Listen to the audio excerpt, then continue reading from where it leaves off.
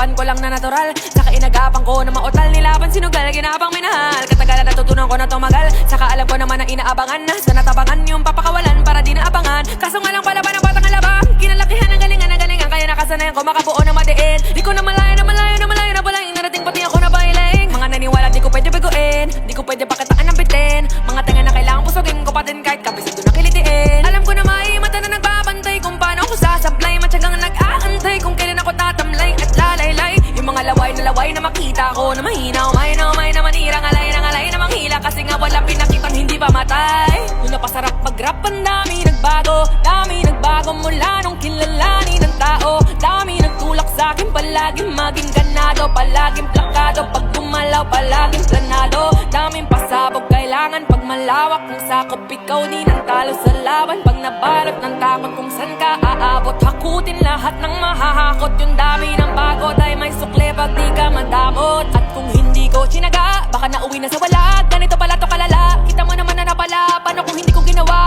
yung iba di makahalata. Malaki na anak kataya, marami na pwede mawala. Kaya di na pwede babaya, hindi pwede puro mamaya. Baka sa huli mapahiya, totoo na parang himala na simula sa iba pati nang alam. Matagal ko din yung kinapakatagawa, gumanda pa yung kalat. Di mo na kita binabado, marami pa nagdududa. Puro kilos ang inuuna, ngayon kita mo namumunga. Tumutubo na, pakarami ko nakukuha, pero di pa rin nalulula. Sa ugali wala pa rin binago, tao pa rin pag umaharap sa tao. Pero pag usapang rap pa, iba ko. Literal na may bago kang aabangan sa tuwing mailalabas na bago. Yun ang ginawang pambawi sa nakikinig palagi, para masali sila ganahan. Di yung mga bago ko hanapin, yung iba naman ang bababawan, pero di na para atupagin. Di kasi nila maunawaan na yung bulsa ko ay pinapalalim. Kahit pa paano naman nagarapan ko pa unti-unti. Gumalaw ng pino, hindi may tatanggi. Iba di na laking munti, tila may anting-anting. Sa galing Himalayong puting ay naging kambing. Sa dami ng hinain na putahe, pwedeng akalain malaking kantin. Yung iba nakahalata na sa panganib na plaka, nagiging malala bigla, lalo pagbabaliktad na pinasa. Bago magawa, hindi ko pa nagagawa, maiba lang ang lasa. Para maipakita ko, din ako gumagawa ng basta-basta.